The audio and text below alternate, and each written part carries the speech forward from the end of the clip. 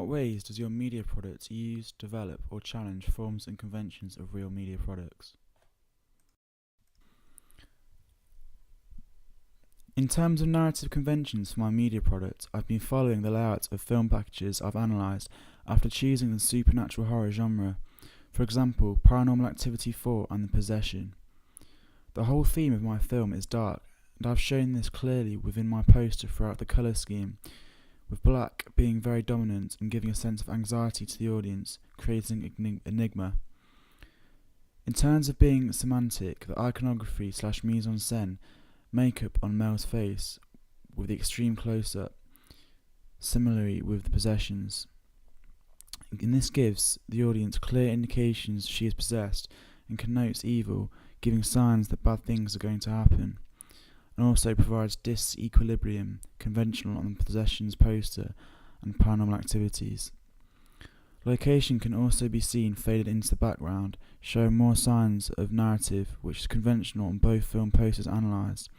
The fact that the page is mostly dark with black and white draws the audience's attention to the face makeup on Mel, which is dominant on the poster and provokes a further sense of fear in the audience as they are immediately drawn to the image. As you can see, the audience is familiar with the handheld home movie effect feel on Paranormal Activities poster shown by the timestamp, blurry lines breaking up the shot, and I have somewhat challenged this by not including these signs with just an extreme close-up of the face. The release date is integrated into the billing block and is conventional in the two media products I've analysed, being a talking point between family and friends. There are unique poster conventions due to the cross-media package, with brand being challenged in the trailer, different fonts more fitting in with the supernatural horror subgenre. I believe in The Possessions poster the disequilibrium is arguably more obvious through the use of semantic elements such as a hand climbing out of the woman's face, creating a very unsettling feel, which is very effective for this genre. The narrative on Paranormal Activities poster is given away with the tagline creating enigma and suspense. This is a convention used across media packages to help persuade the audience to watch the film. I've included this under the movie title with Evil Haunts Within. In terms of being syntactic, there are plots and themes that go with it. For example, Mel, who is possessed in the cellar, the significant location shown throughout the trailer, and strange events start to happen, with unusual events unfolding here relating to the supernatural horror genre being conventional. I have challenged conventions within the characters in my film by Mel being the girl possessed, and usually the male takes up this role in this genre. This indication can be shown throughout the poster, website and trailer. The institutions I've chosen are specific to the supernatural horror genre, for example Ghost House Pictures and Lionsgate.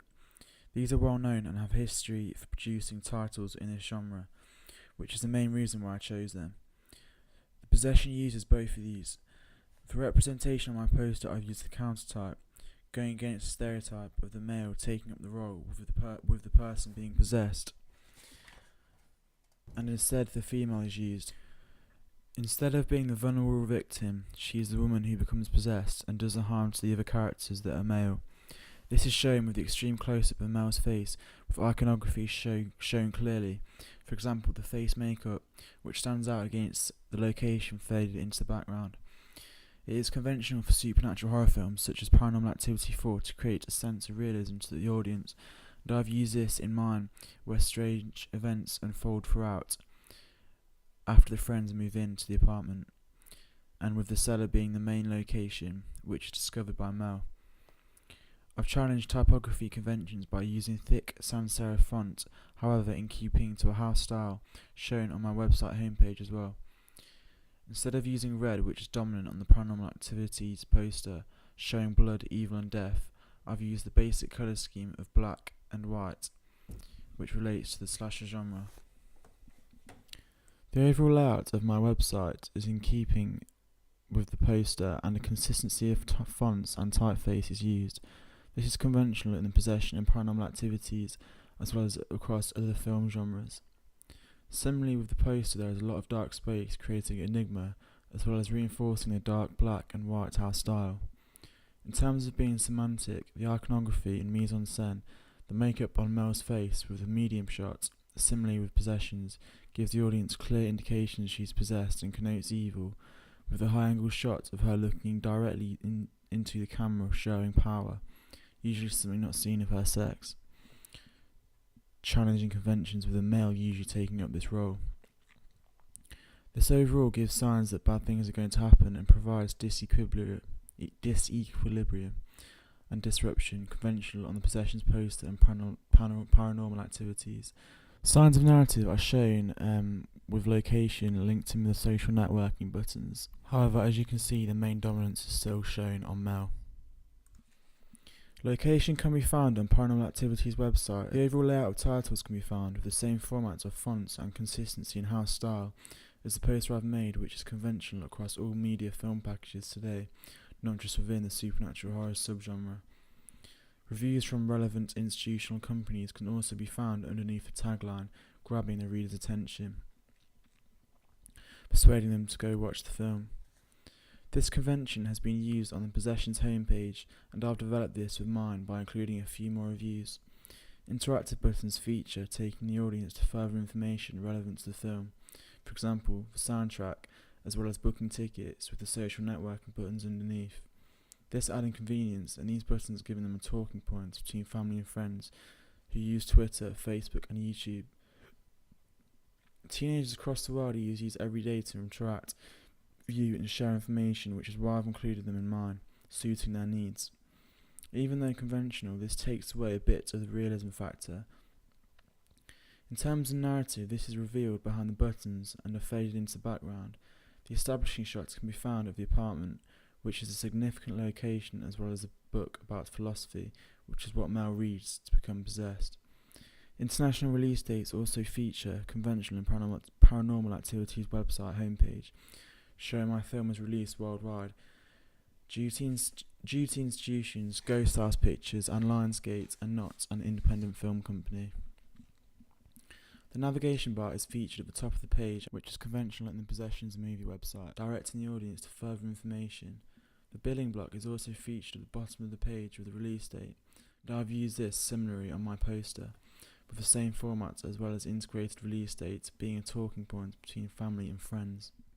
In terms of narrative conventions for my trailer, I've been mainly following Todorow's theory, with disruption being the key in supernatural horror trailers, setting a dark atmosphere and unsettling feel toward the audience. Disruption is apparent in supernatural horror examples such as Final Destination and other film titles such as The Conjuring, where this builds up throughout until the climax, then the equilibrium is reached again.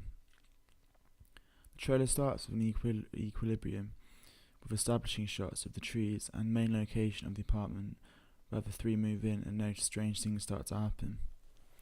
This then erupts into disruption, shown by the breaking up of shots through video effects and sound effects added in post-production stage, building up the climax. This technique is conventional in Paranormal Activity's trailer. Recognition is shown when Andy and James notice flickering lights and noises. There is no attempt to repair the situation, which is a convention I've challenged. The iconography is very significant, for example the philosophy book and face paint, and the painting, which gives away clues to the audience about what is going to happen next. In terms of genre, this is semantic, with the location of the cellar in the apartment seen throughout relating to the supernatural horror subgenre, very clearly, as it is conventional for strange events to happen in a house. Moreover, it is syntactic, with plots and themes to go with it, for example Mel becoming possessed in the cellar and strange events starting to occur relating to the genre. In terms of institutional information, the green screen appears at the start of the trailer, along with Ghost House Pictures and Lionsgate. This format is conventional across all movie trailers, not just in this subgenre. This tells the audience my media product is backed by successful companies who have a history in making horror films. I will now move on to representation within the trailer. Instead of females being the vulnerable victim and inferior, she becomes possessed, a convention I've challenged. In terms of the genre horror, there is a sense of realism, with ordinary teenagers with strange events happening to them through a specific location, For example, the seller of the apartment where the three move in and notice strange things occurring. A lot of teenagers can relate to this and perhaps hear strange noises in the house, and this adds to the fear factor, persuading them to go watch the film, as teenagers want to escape reality and immerse themselves in the film's narrative. I've tried to mirror the film to day-to-day circumstances, making it as real life as possible. In terms of cinematography conventions, there are expectations from the audience, with the handheld footage being conventional and used in existing titles such as Paranormal Activity 4. Moreover, with typography and caption conventions, this has been replicated across the poster and website, creating a consistency in house style. However, challenged within the caption shots in my trailer, as the font is thin and lowercase, giving a modern feel to the film. They both help build up to the climax in the trailer, helping splitting it up with "They Couldn't See," which is effective as it builds tension, creating enigma. For example, the lettering disappearing as the next shot unfolds.